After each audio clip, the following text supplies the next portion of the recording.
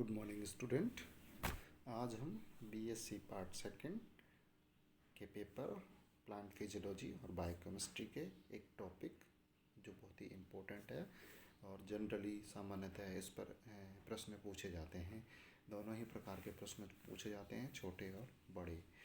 तो आज हम पढ़ने जा रहे हैं एक टॉपिक जिसका नाम बाष्पोत्सर्जन, ट्रांसपरेशन का अध्ययन इस वीडियो में हम 3-4 टॉपिक्स को लेकर के करेंगे।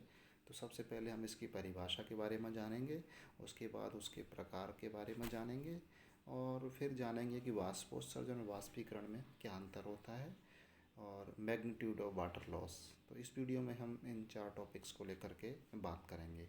तो सबसे पहले है परिभाषा। जैसा कि हम अच्छी तरह से जानते हैं कि प्लांट्स के जीवित एरियल पार्ट से यानी कि प्लांट्स के वायुवीय भागों से जल के वाष्प के रूप में निकलने को बाष्पोत्सर्जन कहा जाता है। जैसे नाम में पड़ा है, वाष्प प्लस उत्सर्जन, यानी पानी का वाष्प के रूप में उत्सर्जन होना वाष्पीकरण कहलाता है। और वो होगा कहाँ से? प्लांट्स के जीवित भागों से। जीवित भागों में भी एरियल पार्ट से, बाहरी यानी प्लांट्स के वायुव्य भागों से जल के वाष्प के रूप में बाहर निकलने को बाष्पोत्सर्जन कहा जाता है। अब हम दूसरा टॉपिक लेते हैं। पहला तो हो गया परिभाषा, बहुत आसान है, बहुत इजीली याद हो जाती है। और नंबर 2 इसके प्रकार। तो टाइप ऑफ बाष्पोत्सर्जन के 3 प्रकार हैं।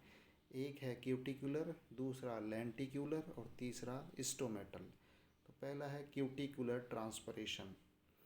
क्यूटिकुलर का जैसे शब्द से पता है कि क्यूटिकल द्वारा होने वाले ट्रांसपरेशन को क्यूटिकुलर ट्रांसपरेशन कहा जाता है। प्लांट्स के एरियल ऑर्गन्स की सतहों पर क्यूटिन का डिपोजिशन होता है जो क्यूटिकल बनाता है, यानी क्यूटिन से ही क्यूटिकल का निर्माण होता है। सामान्यतः यह क्यूटिन की जो लेयर है वो जल के प्रति इम्परमेबल होती है। अतः कुछ बाष्पोत्सर्जन का, यानी हम कह सकते हैं कि जो कुल बाष्पोत्सर्जन है उसका 3 से 10% भाग ही इस मेथड द्वारा संपन्न होता है। तो पहला हुआ क्यूटिकुलर ट्रांसपरेशन, जो कि 3 से 10% होता है। कुल बाष्पोत्सर्जन का 3 से 10% ही होता है और ये क्यूटिकल जो कि क्यूटिन का बना होता है वो होता है। तो याद रखें इसको, 3 से 10% ही बाष्पोत्सर्जन संपन्न होता है। दूसरे प्रकार का है लेंटिक्यूलर ट्रांसपरेशन। केवल वुडी प्लांट्स में ही ट्रांसपरेशन का यह प्रकार पाया जाता है, यानी वुडी WOODY वुडी प्लांट्स में ही इस प्रकार का ट्रांसपरेशन पाया जाता है।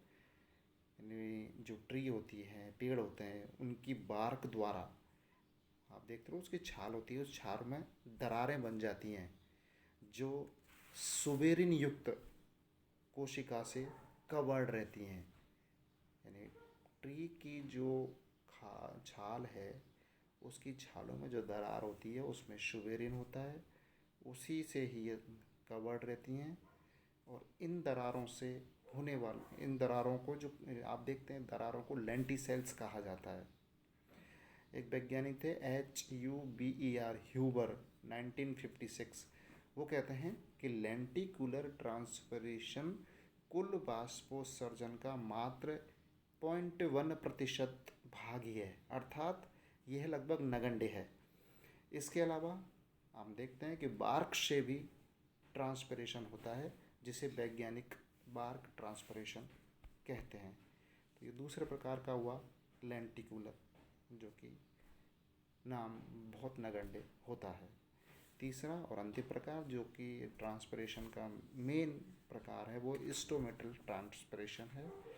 यह सबसे महत्वपूर्ण ट्रांसपरेशन है जो कुल ट्रांसपरेशन का लगभग 95 से 97% होता है। यह स्टोमेटा के द्वारा संपन्न होता है। स्टोमेटा लीव्स की सरफेस पर बहुतायत से पाए जाते हैं जो कि बहुत सूक्ष्म होते हैं। तो 3 प्रकार के ट्रांसपिरेशन है, क्यूटिकुलर, लेंटिक्यूलर और स्टोमेटल। जो सबसे ज़्यादा वाष्पोत्सर्जन होगा वो स्टोमेटा के द्वारा होगा, स्टोमेटल कहलाएगा। एक नया, अब इसके बाद हमने जो तीसरा टॉपिक लिया है इसमें यह है वाष्पोत्सर्जन और वाष्पीकरण में क्या अंतर है। तो डिफरेंस हम जानने की कोशिश करते हैं। तो जो पहला अंतर है पहले ट्रांसपिरेशन में, तो ये जल वाष्प का निर्माण, यानी जो ट्रांसपिरेशन में होगा जो जल वाष्प का निर्माण है जो प्लांट्स के आंतरिक भागों में ही होता है, जबकि एवोपरेशन यानी वाष्पीकरण में वाटर वेपर का निर्माण जल की मुक्त सतह पर होता है। तो पहला ये अंतर हुआ। दूसरा अंतर, ट्रांसपिरेशन में फिजिकल बायोलॉजिकल दोनों प्रोसेस सम्मिलित होते हैं जो कि प्लांट्स की स्ट्रक्चरल व फिजियोलॉजी पर निर्भर करते हैं, जबकि एवापोरेशन केवल फिजिकल प्रोसेस है जो इन्वायरमेंटल फैक्टर पर डिपेंडेबल होती है। तीसरा अंतर, यानी ट्रांसपिरेशन में लिविंग सेल्स में अनेक दाबों से कंट्रोल होती है, जबकि इवेपोरेशन पर दाबों का यानी कि प्रेशर्स का कोई नियंत्रण नहीं होता है। नंबर 4, यानी ट्रांसपिरेशन एक आवश्यक बुराई है जो पत्तियों को ठंडा व नम बनाए रखती है, जबकि एवेपोरेशन की क्रिया से सतह शुष्क हो जाती है। पांचवा अंतर, जो ट्रांसपिरेशन की क्रिया है ये गार्ड सेल्स द्वारा कंट्रोल होती है, गार्ड रक्षक कोशिकाओं के द्वारा संपन्न होती है, यानी उनके द्वारा कंट्रोल होती है, जबकि वाष्पीकरण में किसी प्रकार की कोशिकाओं का कोई नियंत्रण नहीं होता है। छठा और अंतिम अंतर, यानी कि वाष्पोत्सर्जन की क्रिया को लाइट यानी प्रकाश प्रत्यक्ष रूप से प्रभावित करता है, क्योंकि स्टोमेटा दिन में ही खुलते हैं और रात्रि में बंद रहते हैं, जबकि वाष्पीकरण में प्रकाश का कोई सीधा प्रभाव नहीं होता है। तो ये तीसरा टॉपिक हुआ वाष्पोत्सर्जन और वाष्पीकरण में अंतर। और इसका लास्ट और जो अंतिम हम लेना चाहते हैं वो मैग्नीट्यूड ऑफ वाटर लॉस, यानी कि ट्रांसपिरेशन की क्रिया में प्लांट्स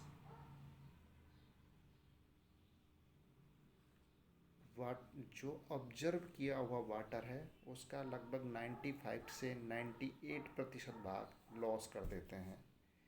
प्लांट्स द्वारा ऑब्जर्व जल की मात्रा तथा ड्राई वेट प्रोडक्शन के अनुपात को ट्रांसपिरेशन रेशियो कहते हैं। पौधों के द्वारा ऑब्जर्व यानी कि अवशोषित जल की मात्रा तथा उसके ड्राई वेट शुष्क भार के प्रोडक्शन के अनुपात को ट्रांसपिरेशन रेशियो कहते हैं। टेरेस्ट्रियल प्लांट में ट्रांसपिरेशन रेशियो का मान 100 से 500 यूनिट्स होता है, अर्थात 1 ग्राम अणु भार के उत्पादन के लिए 100 से 500 ग्राम जल का वाष्पोत्सर्जन होता है। मीजोफाइट्स में ट्रांसपिरेशन रेशियो 300 से 500 यूनिट्स तथा जीरोफाइट्स में इसकी वैल्यू कम होती है। C3 प्लांट्स में C4 प्लांट्स से अधिक ट्रांसपिरेशन होता है। C3 प्लांट्स में C4 प्लांट्स से अधिक ट्रांसपिरेशन होता है, अर्थात ये कह सकते हैं कि C4 प्लांट्स जल उपयोग की दृष्टि से C3 प्लांट से अधिक दक्ष यानी एफिशिएंट होते हैं। गॉसिपियम प्लांट्स गॉसिपियम कपास प्रतिदिन 1 लीटर जल का, और मेज प्लांट मक्का 3 से 4 लीटर जल का, और